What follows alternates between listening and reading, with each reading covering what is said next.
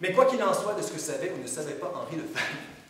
ce qu'il nous apprend, me semble-t-il, c'est que lorsque le corps s'établit avec certitude, comme base et fondement, l'espace ne peut plus être pensé d'abord, indépendamment des êtres et des choses,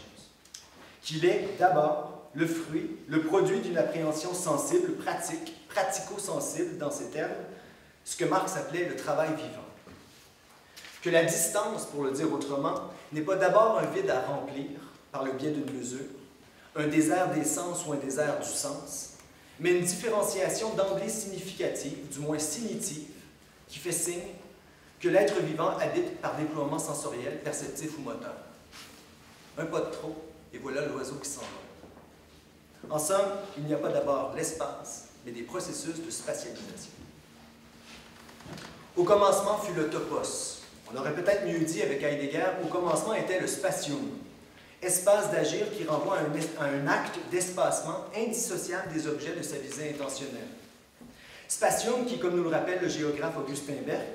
tient d'une racine indo-européenne qui signifie à la fois enclore et ouvrir, limiter et étendre, et qui engendra de même les mots pas, passé et passage. D'ailleurs, l'anthropologue André Leroy-Gourand écrivait dans Le geste et la parole que laps de temps, laps d'espace et rythmicité du pas semblent originairement aller de pair, ce qui explique peut-être pourquoi, jusqu'à très tardivement, le mot espace, tout comme celui d'intervalle ou les mesures qu'on pouvait lui appliquer, avait indistinctement une valeur temporelle, marquant l'idée de durée entre les éléments d'un un parcours que nous accomplissons avec notre corps, nos pas, et au gré des passages entre ces lieux, taillés à même le monde pour nous contenir et nous déployer. Avant, bien avant le logos, compris ici restrictivement, trop restrictivement sans doute, comme la représentation abstraite, analytique, formelle, et se prétendant résolument indépendante de ce que le philosophe Ernst Cassirer, non moins que le biologiste Raymond Ruyer, nommait des représentations sensibles. Avant, bien avant l'autonégation de la vie dans le no man's land de la science universelle, selon les expressions de Michel Henry et de Georges Gusdorf. Dans le clair-obscur du vivant, un vivant incarnant toujours déjà ce que Merleau-Ponty nommait une forme de logos brut ou sauvage, un vivant qui est toujours déjà à des degrés divers, un pour soi, créant chaque fois son monde propre, qui est un monde de représentation, d'affect et d'intention, dans les termes de Castoriadis. Développement qui, par un détour pas tout à fait imprévu, nous ramène sur le chemin de la proposition de Michel Freytag. Ainsi, tout ce qui est, depuis chaque singulier existant jusqu'à la singularité d'un universum, est spatio-temporel par déploiement, plutôt que d'être dans le temps et dans l'espace. On retrouve ici coagulé tout ce qui vient d'être dit, mais d'une manière qui me semble élargir la compréhension des processus de spatialisation. Parce que le singulier existant et la singularité d'un universum, en ce qui concerne l'expérience humaine, c'est déjà autre chose que l'ensemble des rapports pratico-sensibles au monde d'une subjectivité trouvant son fondement dans le déploiement du monde de la vie. Même en considérant son apport indéracinable au processus de donation du monde, c'est moins dans l'activité organique ou sensorimotrice que dans ses formes socio-symboliques qu'il faut retrouver le socle d'une expérience proprement humaine de la spatialité, ou inversement de la spatialité comme expérience humaine. Pourquoi ça? Eh bien parce que, dira Freytag à la suite de plusieurs, aux médiations organiques et animales s'ajoute chez l'être humain tout un monde de médiation qui a notamment la caractéristique d'être le fruit extériorisé des interactions humaines et de façonner en retour, en ce que nous pourrions bien nommer une dialectique anthropogène, les formes organiques et psychiques de l'activité elle-même. Et ce monde de médiation, pour le dire en court-circuitant bien des complexités, ce n'est jamais rien d'autre que la culture et les institutions, ces médiations symboliques, cristallisées ou non, telles qu'elles émergent, non sans reste ou résidu, comme une autre manière d'ordonner le monde vécu. L'être humain est un animal symbolique, disait Ernst Cassirer, en ce que c'est à travers les formes symboliques instituées, sinon même dans certaines conditions historiques institutionnalisées, et au premier chef à travers le langage, que se noue la dimension irrémédiablement singulière de l'expérience subjective humaine et la dimension non moins irréductiblement collective des significations partagées à des degrés divers par ceux qui partagent un même horizon de sens. Horizon de sens qui, par l'imprégnation de ses charges au contenu sensoriel et perceptif, ouvre la porte à une nouvelle expérience à distance. Une expérience à distance dont la particularité tient dans le fait de transcender ses propres conditions organiques et animales, d'une part en renvoyant à des significations indépendantes tant de la présence sensible des objets visés que de telle ou telle pratique particulière qui les vise et les actualise, d'autre part en se cristallisant en une extériorité normative, véritable a priori de toute expérience individuelle dans les mots de Deleuze, qui devra être intériorisée sous forme de manière de sentir, de penser et d'agir sanctionnée socialement, c'est-à-dire redevable de la reconnaissance par autrui. Parce que de la même manière que la phénoménologie nous apprend que l'être humain n'est pas en ayant en outre une relation d'être avec le monde, dans les mots d'Heidegger, d'un point de vue sociologique, l'être humain n'est pas un être social par surcroît. L'être humain est humain d'être social de part en part. Être au monde, pour lui, c'est toujours déjà appartenir à un univers de sens, une culture qui est à la fois origine et objet de la parole, selon l'expression du sociologue québécois Fernand Dumont, qui lui préexiste, qui l'hérite et auquel il se rapporte,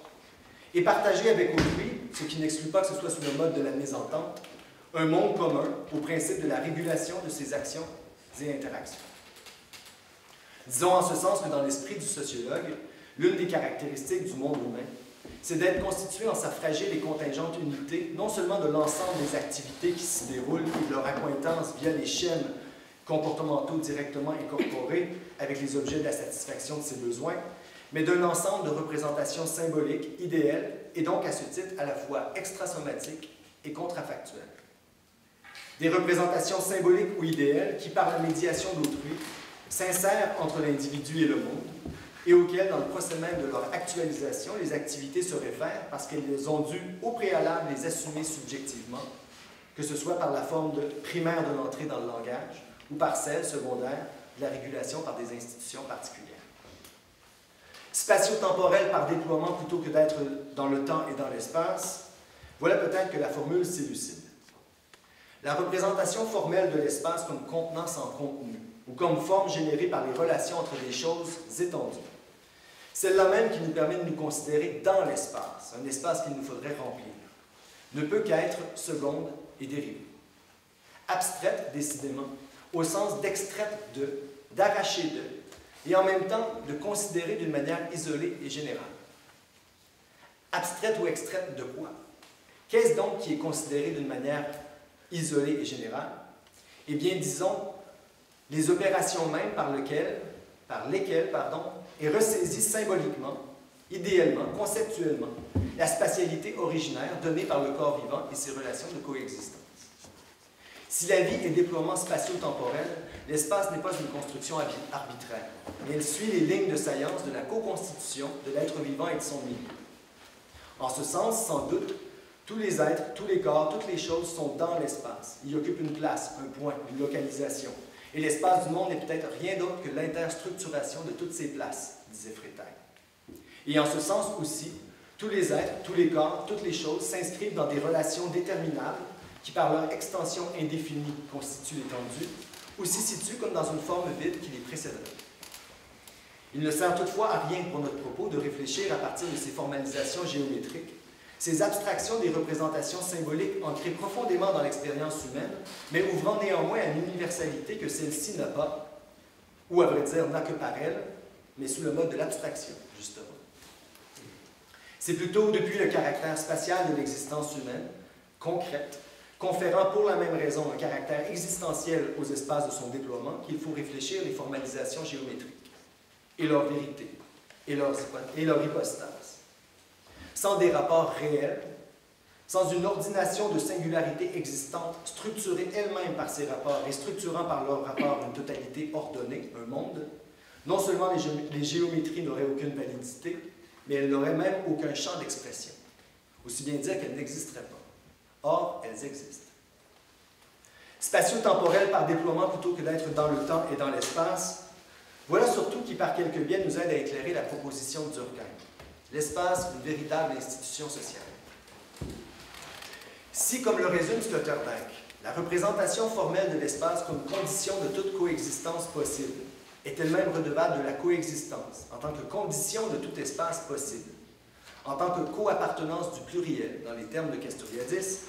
il s'ensuit que ce que le sociologue a à penser, ce sont les modes réels de coexistence de la pluralité humaine, en tant que production ou institution sociale historique d'un espace propre ou d'espace propre, puisque singularité, existence et universum se déclinent toujours jusqu'à preuve du contraire au pluriel. C'est ce que j'appelle pour ma part des modes de spatialisation, des modes sociaux d'ordonnancement et de catégorisation, c'est-à-dire de structuration matérielle et idéale de l'espace, lesquels sont redevables des modalités culturelles et institutionnelles de reproduction des rapports sociaux. Toute société produit un espace, le sien, disait en ce sens Henri Lefebvre, espace qui, dans nos sociétés hautement complexes et différenciées, voire morcelées, se présente d'emblée dans sa multiplicité, tantôt sédimenté, tantôt pulvérisé.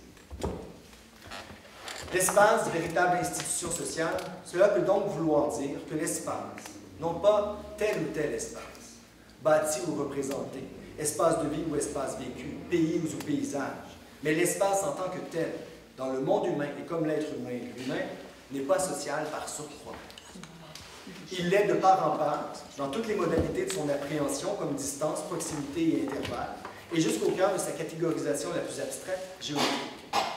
Il l'est parce qu'il est indissociable des pratiques et des représentations qui le déploient en le parcourant, en le fréquentant, en le circonscrivant, éventuellement en le mesurant, en l'arpentant, en le cadastrant. Il l'est parce qu'il est indissociable de celles qui le contemplent, le balisent, le marquent, le monumentalisent. Il l'est aussi parce qu'il est indissociable de celles qui s'y attachent affectivement, le craignent, le dépeignent, le rêvent ou en rêvent. Un espace qui ne serait pas perçu, vécu ou conçu, selon le triptyque piagétien repris par Henri Lefebvre. Un espace qui ne serait pas pratiqué, fréquenté, structuré, occupé, nommé, normé, représenté, imaginé, affecté en valeur ou investi affectivement, n'est pas un espace plus objectif que celui qui le serait. Il est tout simplement inobjectif, saisi par aucun des modes, sensibles et symboliques, par lesquels les êtres humains se situent comme par immixtion dans le monde. Pour n'en donner qu'un exemple, rigoureusement, nous ne pouvons pas dire que par leur fréquentation, constructions ou toponymes par lesquels ils l'instituèrent, le baptisèrent et l'organisèrent, les Autochtones d'Amérique ont humanisé une étendue neutre, comme on peut le lire parfois, même chez les meilleurs anthropologues. L'étendue neutre, c'est déjà un mot, déjà un baptême, l'acte de naissance même d'un espace, l'espace institué, installé ou érigé dans l'être, comme modalité d'ordonnancement et de catégorisation de la spatialité, dans le contexte d'une forme sociale donnée à un moment donné de son histoire. Cette même forme sociale, et au moment même de son histoire, où elle imposa à ce continent qui lui apparut comme un désert, l'empreinte géométrique de sa domination. Domination de laquelle, d'ailleurs, l'Autochtone ne put que rester sans voix, sans réplique, se vanta le missionnaire. Quand nous leur prêchons un Dieu créateur du ciel et de la terre et de toutes choses, les opiniâtres répondent que cela est bon pour notre pays, non pour le leur. Mais leur ayant montré par le moyen d'un petit globe que nous avons apporté qu'il n'y a qu'un seul monde, ils demeurèrent sans réplique, écrivit le père Brébeuf dans sa relation de ce qui s'est passé aux Hurons en l'année 1635. 15 ans donc avant la dispersion des enfants d'Atamousik et la destruction définitive de la Huronie. Je rappelle juste pour l'anecdote que ceux que les Français nommèrent les Hurons se nommaient eux-mêmes des Wendat, ce qui signifie en langue iroquoienne les insulaires, conformément à la fois à leur foyer d'habitation, qui était la presqu'île de la baie Georgienne, quelque part dans ce qu'on appelle aujourd'hui l'Ontario, cet autre pays, et conformément à leur récit cosmogonique, dans lequel leur grand-mère à tous, Atanitsik, ayant chuté du ciel et ayant été sauvée par des oies sauvages d'une noyade certaine dans l'illimité océanique, trouva refuge sur le dos d'une tortue qui lui servit d'île, et à partir de laquelle la vie Wenda put irradier. Avec quelle perplexité, en effet, ils durent recevoir cette idée que leur île se situe sur un globe qui se tient lui-même dans une seule main, un globe situé lui-même dans le nulle-part de l'ubiquité divine. Alors, je me permets de conclure par les dernières remarques. S'il est permis de poser l'hypothèse qu'il n'est pas une telle chose que l'espace, mais des spatialisations redevables de processus d'appréhension sensible et éventuellement symbolique de la distance, de la proximité et de leur intervalle, s'il nous est permis de poser l'hypothèse que pour nous, êtres humains, l'espace s'inscrit toujours dans des formes sociales de spatialisation, il nous est peut-être de même permis de penser que nous sommes toujours aussi, tous et toutes, selon des modalités diverses et de manière plus ou moins assumée, des arpenteurs de l'imaginaire, selon la belle formule de Barbara Brzezinski à propos des aborigènes australiens. Que s'il en est, paysans et paysagistes, artisans et artistes, dont la tâche, la fonction, le métier est tout entier voué à assumer cette visée architectonique de l'existence humaine, dans les termes de Françoise Choé. C'est aussi vrai de tous ceux et celles qui, ayant la grâce ou le malheur d'être nés, c'est selon, habitent le monde. Parce que nous n'habitons jamais vraiment cet espace de la légalité géométrique, cet espace abstrait qui a été graduellement arraché puis expurgé de son propre fondement, mais qui pourtant n'en demeure pas moins lié par mille métaphores au substrat concret que constitue l'activité vivante sociale. Parce que nos espaces réels, nos terroirs et nos territoires, loin de se réduire à de simples portions d'un espace homogène, continu et illimité, se présentent plutôt toujours déjà comme étant marqués par des balances affectives et des représentations symboliques que nos existences y investissent et qui font que notre expérience se déroule dans des espaces hétérogènes, qualitatifs et orientés, faits de lieux et de trajectoires constitutifs de l'identité même qui s'y déploie. Parce que même lorsque l'appartenance le cède à l'appropriation, que la coalescence anthropologique des formes sociales aux espaces de leur déploiement, que nous décelons dans les sociétés prémodernes, se décompose en abstractions géométriques et en banlieues orthogonales, notre rapport au monde demeure irréductible à une hypothétique installation de la société dans l'étendue, mais constitue encore et toujours une composante du rapport de l'homme à la terre, dans les mots de Malinowski, en laquelle se recueillent les conditions de reproduction de la société. En d'autres termes, pour faire image, toujours aussi des arpenteurs de l'imaginaire, parce qu'il arrive sans doute même aux plus férus d'astrophysique de contempler le coucher de soleil en se remémorant ses premières amours,